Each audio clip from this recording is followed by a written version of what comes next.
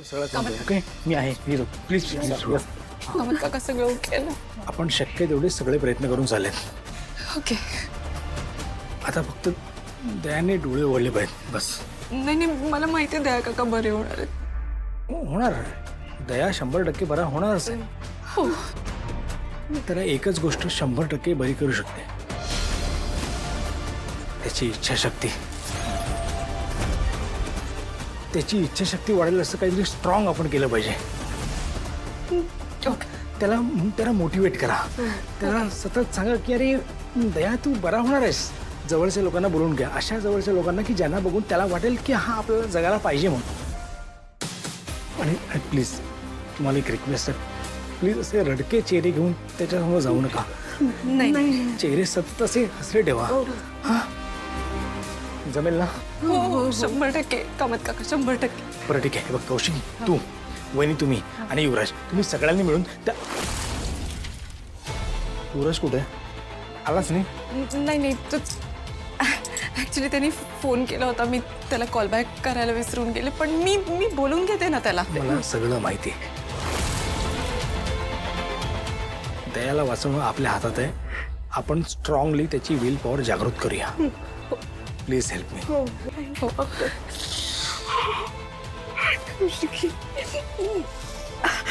हे बरे होते. हो पद्मिनी काकू 100% बरे होणार. बरं मला सांगा, तुम्ही काही खाल्लंय का? नाही मला नकोय काही. पद्मिनी काकू माझा ऐका प्लीज, इकडे कॅन्टीन आहे, आपण थोडंसं खाऊन घेऊया प्लीज. नाही हे बरे झाल्याशिवाय मला काही नकोय प्लीज. पद्मिनी काकू, तुम्हाला दया काकांची काळजी घ्यायची आहे ना? हो हो. दया काकांना बरं झालेलं बघायचंय ना, त्याच्यासाठी तुमच्याच शक्ती हवी ना पद्मिनी काकू. जर खाल्लं नाही तर कसं चालेल?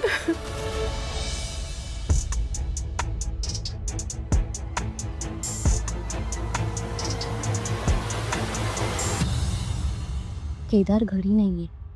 त्याच्या घराच्या दरवाजाला कुलूप आहे. म्हणजे त्याला दयानंद काकांबद्दल कळल्यावर तो लगेच त्यांना बघायला दवाखान्यात गेला असेल का? खरंच केदारवर त्याच्या आईने केलेले संस्कार तो कधीच विसरणार नाही. तो असं वाईट कधीच वागणार नाही. हॅलो, हा शेखर सर बोला ना. मला JPC फार्मास्युटिकल कंपनीबद्दल माहिती मिळाली. भेटून बोलू.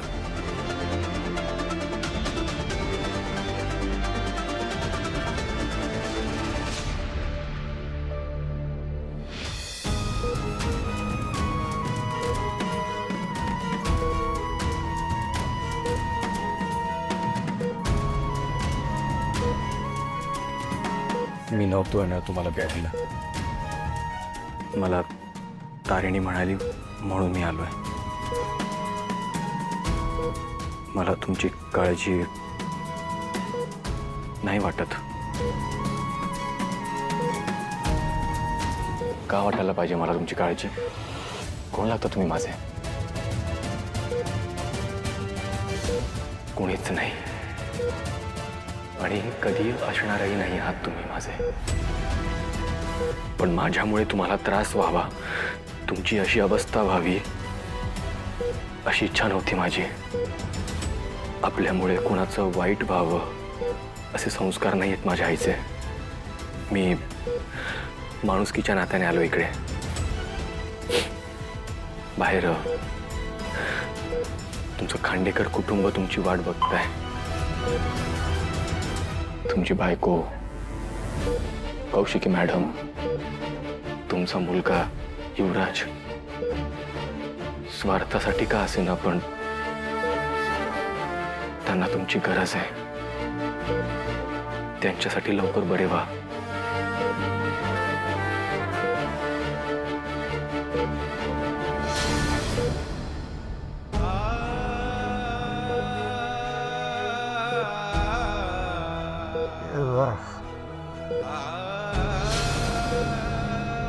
Era माझा तुझा गुन्हेगार आहे. एकदा तुझ्या या बाप्पा माफ करे बा. माफ कर या बाबा. आपलं काहीही नातं नाहीये. तुम्ही माझे कोणीच नाही आहात. असं नको बोलूस केदार. आपला एकमेकांशी काहीही संबंध नाहीये. असं बोलू नकोस केदार. खरं तेच सांगतोय मी एकटा आहे आणि एकटाच बरा आहे. मला तुमची काहीच गरज नाहीये.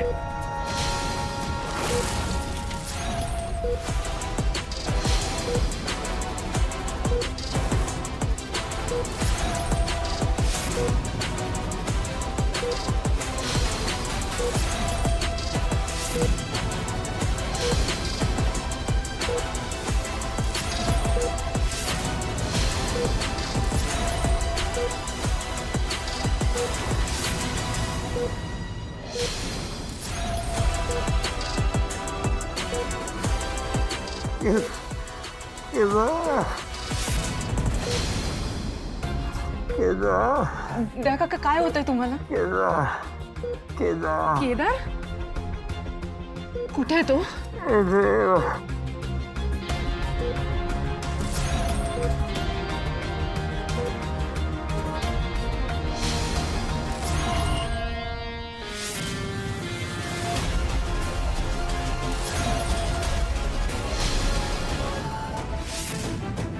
इथे काय करतोयस? इथे काय करतोयस? काय तुला काय वाटलं? तुझ्यावर अन्याय झालाय असं सांगून तू आमच्या घरात घुसशील आणि आम्ही बघत बसू?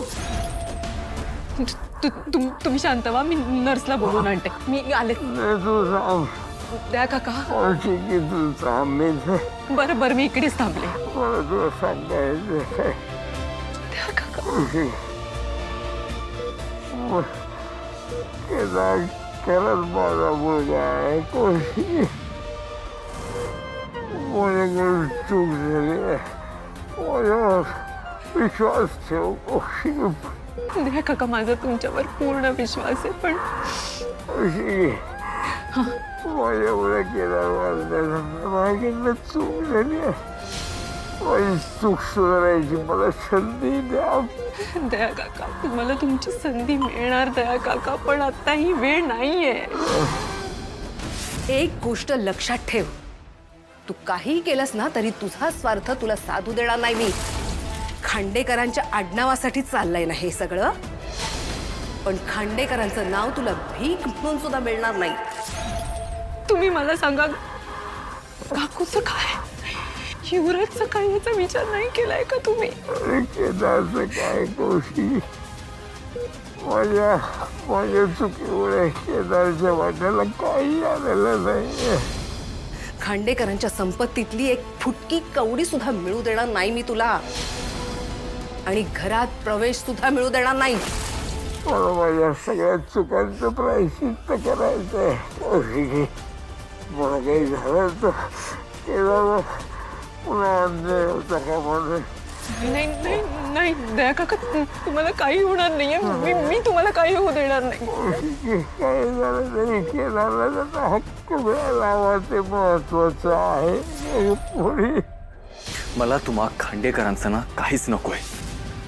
ना संपत्ती हवी आहे, ना कुठला हक्क हवाय.